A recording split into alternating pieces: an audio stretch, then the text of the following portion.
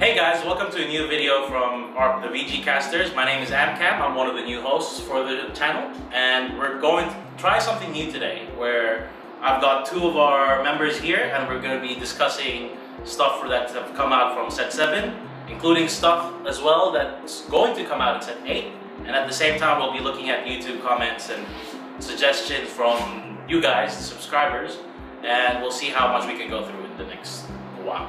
Actually, that's pretty much like the meta. Yeah, pretty much is. Yeah.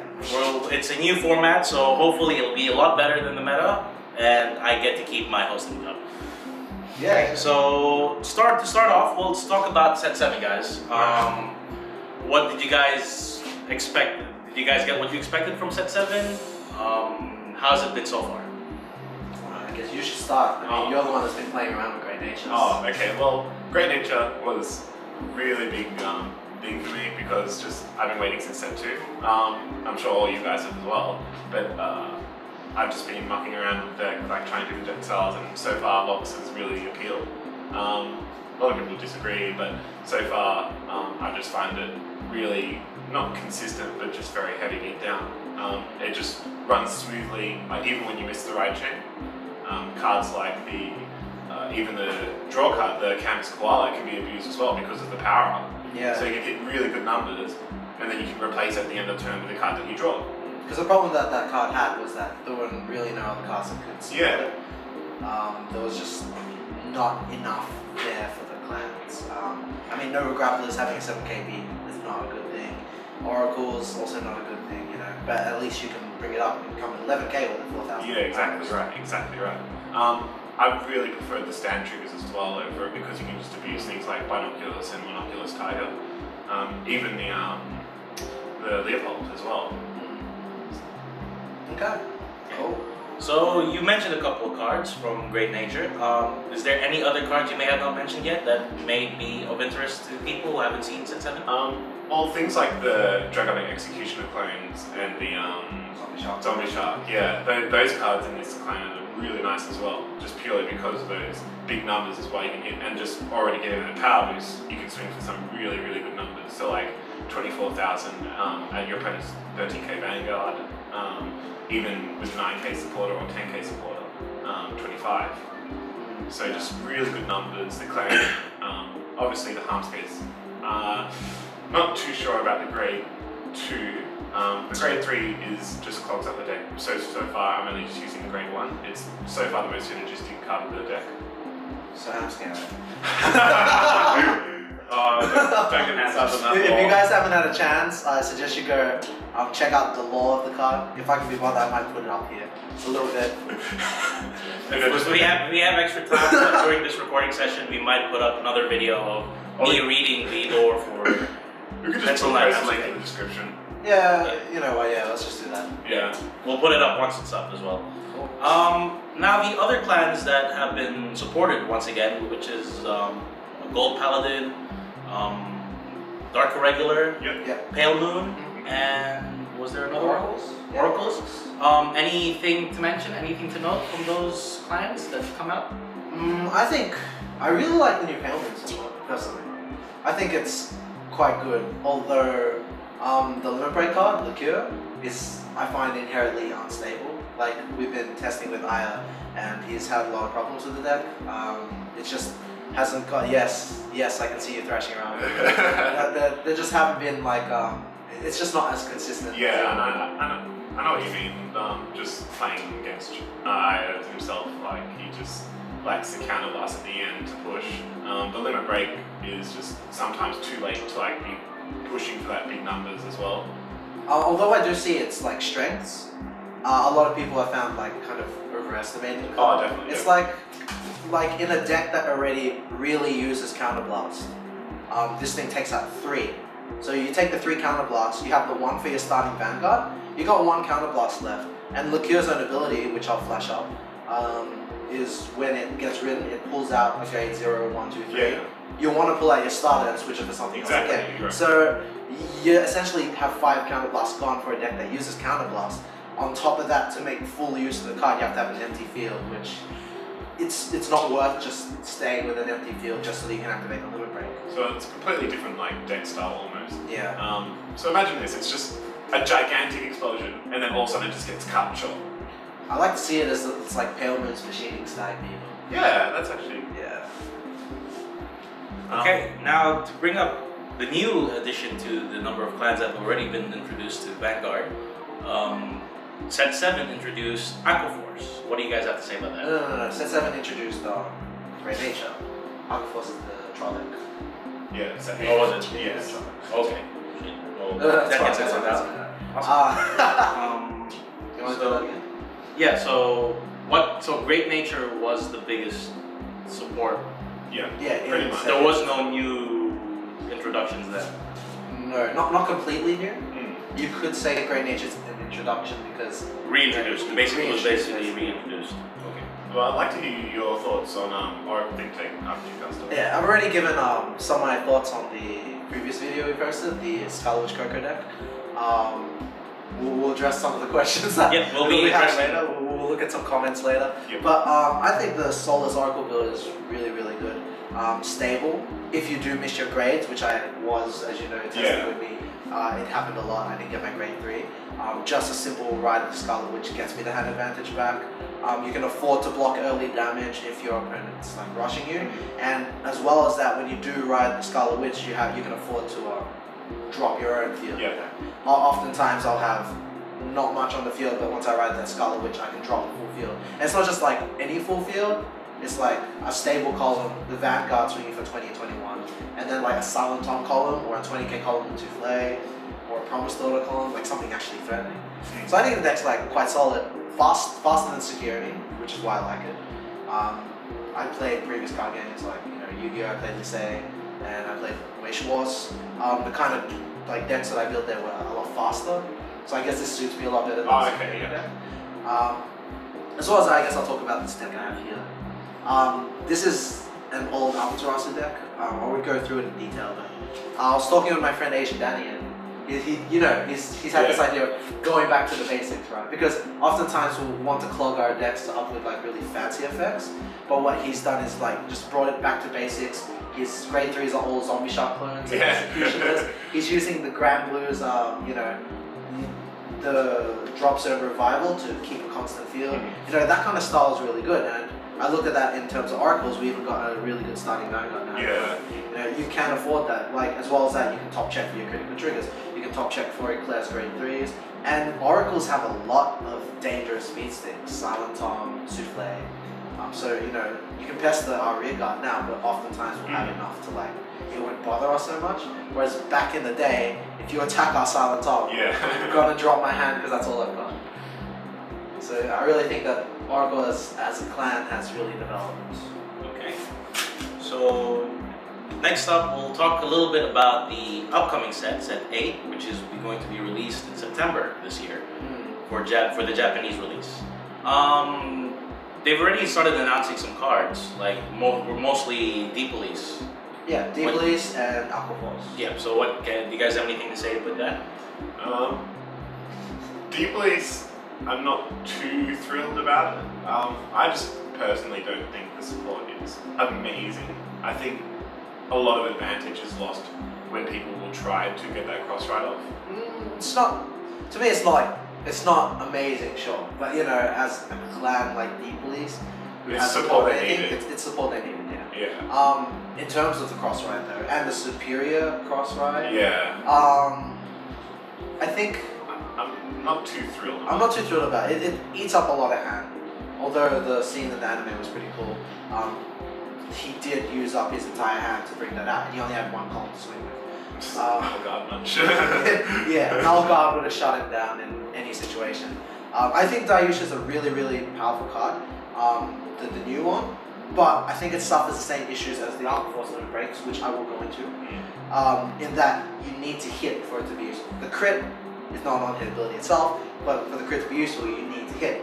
So when you are at Limit Break 4, when it activates, that's towards the end of the game. That would be at a point in the game where your opponent wants to block attacks against a Vanguard. So I find that these kind of Limit Break abilities are not as useful. that's a good segue into Aquaforce. Their limit breaks are Counterblast 2, this gains an on-hit ability, right? That has the exact same issue. Sure, the on-hit ability is really, really good, but you know, are you going to be able to hit your opponent when you're on 4 damage? They're possibly on 4 or 5. Yeah. They don't want to risk the crit, let alone you know the ability going off. And in the case of Aquaforce, that's just like the Amber Dragon. I'm going to counterblast you. Yeah. It's right there. You know, there's no surprises. If it does hit, you're screwed. But if you can block it, you know, you're going to be fine. Right. So I don't find that the on-hit limit breaks are really anything to be worried about. So what do you think then about the self-damaging cards then? I think a self-damaging card is good, although they haven't been shown to get anything yet. In these particular cases, yes, the self-damaging cards are really good. But I don't think prior to set 8, there's anything that the That's self-damaging card would be useful with. Like, you know, the Great Nature ones, and most of them would require counterblast. You know, Liqueur, the Dark Lord of the Abyss, pretty much anything with the self-damaging card in the clan, there's nothing much useful, but once set 8 comes out, and these clans, if they do get it, I find that those cards probably will be more useful.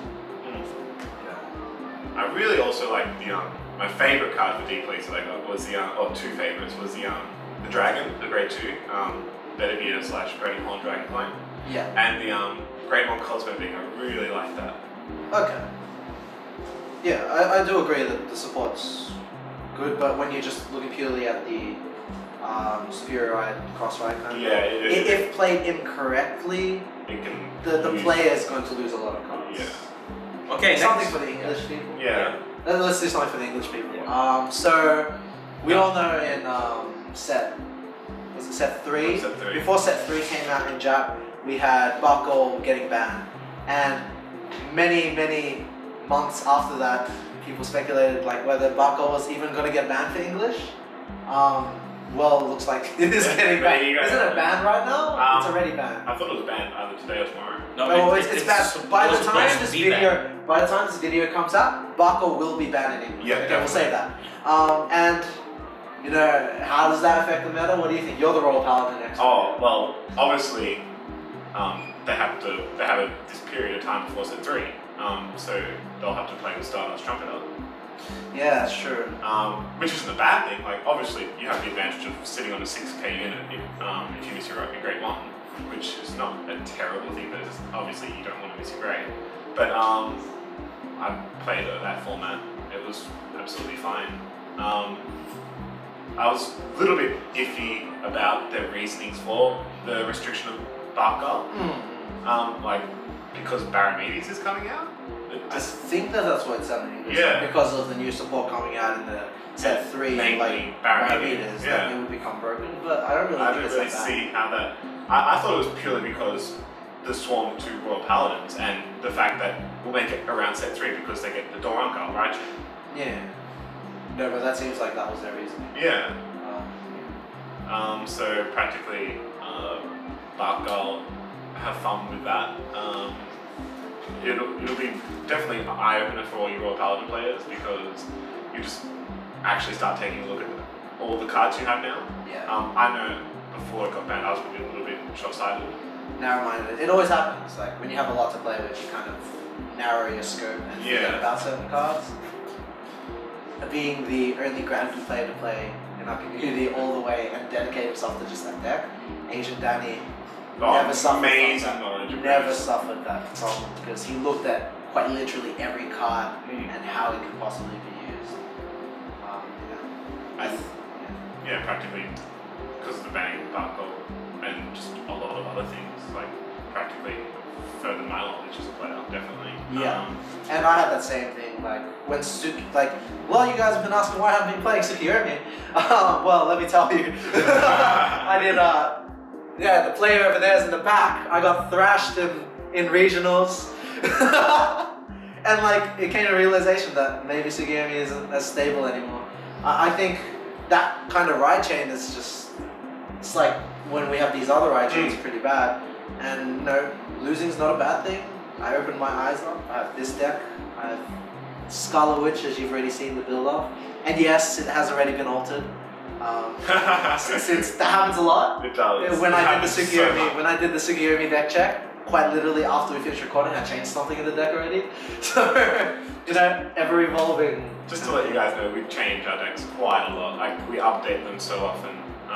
So if you have any questions about like current deck lists, just please feel free to ask, and we'll help you with anything. Yeah, no problem. If anything, we think probably one of the best advice we can give is that play around with all the cards of your class, because you might find something that these guys won't, or I won't, or anyone that posts up Vanguard videos won't find. Exactly. That's like for example of Asian Danny in Grand Blue. That's why he knows his cards, because he's played around with every single one of them. Yeah. So even the Monster Frank. Even the monster.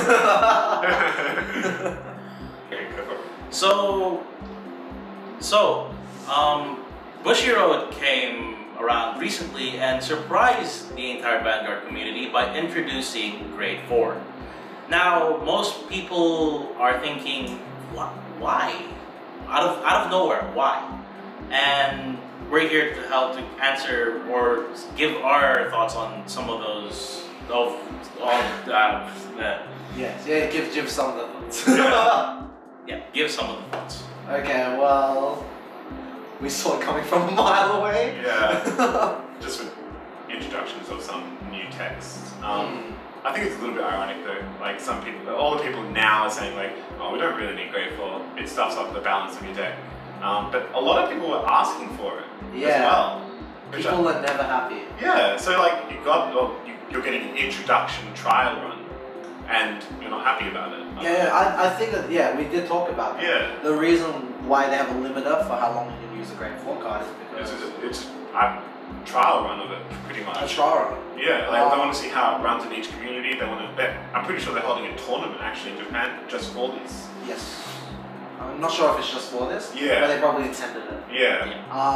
As well as that, some cards become awesome, like Eclair clones. They're Eclair clones. Yeah, now. definitely.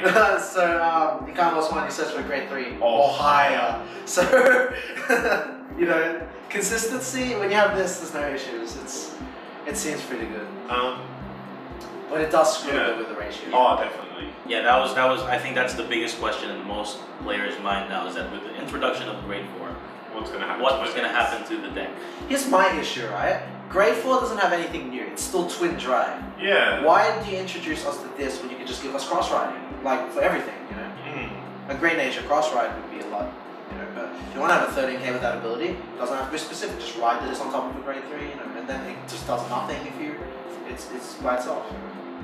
Maybe they wanted to just play around with the power level and see if like that static or just plain power level will actually Make a difference. Because obviously with Draconic Overlord, you don't have that ability to soul charge Draconic Overlord. But Fan Blaster. Yeah, exactly. So maybe that's why they want to try this. Yeah. Hitting for big numbers, obviously. The 23k on its own. I want to see how, with an 8k supporter, 31k, how that will affect the game, maybe. True. Very true. Okay, so now this is the part of the episode where we'll be actually looking at the last video we released, which is the Scarlet Witch Oracle's deck check. Not always. Sometimes we'll look at some other random. Yeah, like for this episode, that's what we'll be looking at. That means spotlights on. Yeah. So most of the questions will be answered by RPGcaster. So UC Gundam fan here has a question for you. Opinion on Dark Cat and Rackbird. Ben, get over here. Or kneel down here. Yeah. Ben, join our panel. Okay. Okay. So the question Hello, is. So yeah, the question is again from UC Gundam fan. Opinion on Dark Cat and Rackbird. Rackbird's always worth using in the Coco build because every time you rewrite Coco, it gives you more soul. You use Psychic Bird, move that soul, you draw a card. Play Rackbird, Soul Blast 2, empties your soul again, draw another card. If you haven't been playing Sword Dance Angels, that lets you combo up nice and high and hit some good numbers. And Dark Cat works reasonably well with the Coco deck because you generally don't end up playing draw triggers, so you're not going to draw into anything bad with it. If your opponent is playing draw triggers, there's a chance they'll draw into one, which will screw them over. And it's also the case of, you're both getting a plus. I think people forget that. Everyone's like, oh, my opponent's going to draw cards. I don't want to play this anymore. It's not bad. Yeah, I think just a well-timed card. Definitely. Coco really gets more advantage from grinding out the opponent rather than just trying to kill them quickly. Yeah, I agree.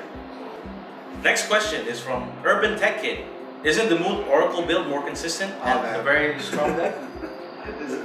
You want to go with this? Yeah, I already said this. This guy's the guy that beat me, by the way. I was doing fine for the first 2 rounds, and then when I versed him, it was like the first time I versed him because I really wanted to verse him. We don't really play much. Yeah. We didn't play much games before. Yeah. In fact, that was our first match. I think it was. Right. So I came up against him. I'm like, I'm versus this guy. I know he's strong, but here's a chance to show that I'm a skilled too. Tsukiomi gets me nothing. If it misses, the right chain fails. Pretty much screwed up all of his games. Meanwhile, Garafa was going up all the time. Yeah. So I don't know. If Tsukiomi was a 10k, right, then I might be more inclined to play it. But having a 9k Vanguard there, it's very easy to hit at key numbers for. It's very easy to exploit. And once I'm stuck at grade 3 with not much methods besides Psychic Bird and Red Eye if I'm using it, Soul Charge, which my opponent will plainly see, oh, he wants a Soul Charge with Red Eye, I'm going to block that. There's not much the deck has after that. Not much that has it going for it, but sure you have the stack, but you're not going to be able to survive to get there if you've got this. So I don't like, I guess it's just the fact that if you miss the right chain, it just doesn't work. I like my decks to be consistent, and I like my decks to be able to survive even though I have the worst case. Yeah. So obviously the deck's unappealing side outweighs the more appealing side of it. In this case, yes. Yeah. It used to be the other way around for me, but as the meta has changed, it's starting to affect my opinion on the deck. Okay, now last question for the episode comes from that guy with the morphs. I love that. So the question is, why do you play Souffle? You already have already have grade 2s that can hit 11k by themselves. Why not play more Imperial to reset Lulu when you ride her?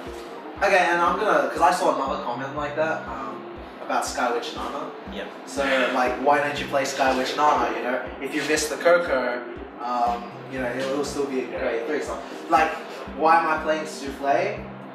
I just like the card. It's like, you stick it in front of a Gemini, that's a solid 20k. You stick it in front of a Truth Watcher, it's an 18k against you. I just like the card. It's a really very stable card. You can hit Majesties when it's sitting in front of Lulu, And Imperial Daughter, I play 1 for like, it can be good sometimes. That's why I'm only playing 1.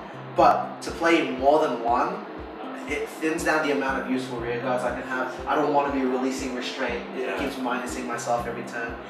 Let alone the fact that it keeps giving me Soul, which I won't always be able to get rid of. So Imperial I use as a one-time tech. If I'm stuck with that as my grade 3, cool. Ride, Lulu, draw, send it back in. And then I still have that 21k beat thing. But late game, I'm not going to rewrite that because I don't want to counterblast 5 to send my entire field to Soul. Practically, yeah. It's just worst case scenario becomes best case scenario for your tech card. And like Lulu, I saw, and I was like, okay, not Lulu, sorry, Nana, right? You have 0 Soul, and it's a 13k in the Vanguard. Coco does that already. Yeah. And like in the rear guard, it's an 11k. Mocha does that already. And at least the way I play, I know like you play differently, but the way I play it is, I don't let having Soul bother me, right? If I have to rewrite Scarlet Witch and I have no method of ejecting that 1 Soul, if I need those cards, to survive, I will do that. It doesn't matter. Which is the exact same reason I don't play Glaze. I play Mocha. I don't play Glaze because while Glaze is a good hitter, I know how I play, and I know I'll often play on 1 Soul, or sometimes on 2 Soul, without it letting me bother me. Like, I don't let, like the way I played it, I don't let the 0 Soul kind of be a make or break. Again, worst case scenario, it still works kind of thing. Yeah. Souffle will always work, whereas Nana will not always work, Glaze will not always work. It's that kind of thing for me. So yeah, it's just that consistency issue that you had with the Security coming back up. So see, that affects me a lot. Yeah. You can see how it's affected my decision making. Alright, that's all the questions we have for this episode, and if you guys want to ask more episodes, leave some comments, or maybe even if you guys would like, leave a video response, and maybe, just maybe, it might be featured on the next episode. But yeah, we're, just so you guys know, as the 2nd episode back since the 1,000 subscriber contest, we are back. And we almost have 2,000 subscribers. I know, right? thank you guys for the support, and we will try. We will keep trying our best to bring you the videos you guys keep asking. And thank you for joining us. No problem. I just happen to be here. Called in. And now, for the last time this episode, this is Amcam, RPGcaster, and Naphonic, and Ben, our special guest, signing out.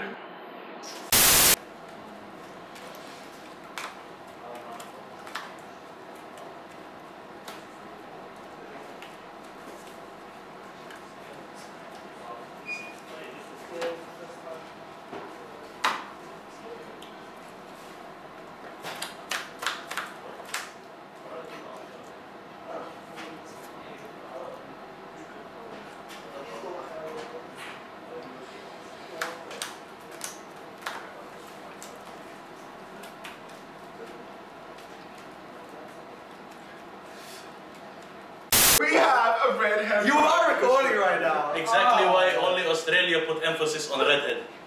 Why you don't be like Netherlands, all from Brady Bunch. Fuck this, I'm not going along with this. Maya, do you have a pedestal for the cupcake? Give me a deck box. Who has a give me that. We'll just, give me that. Who cares if it's pink? Hey, hey. Pink is a manly color. This is all going in the outtakes. I'm pretty excited. I'm gonna enjoy editing this.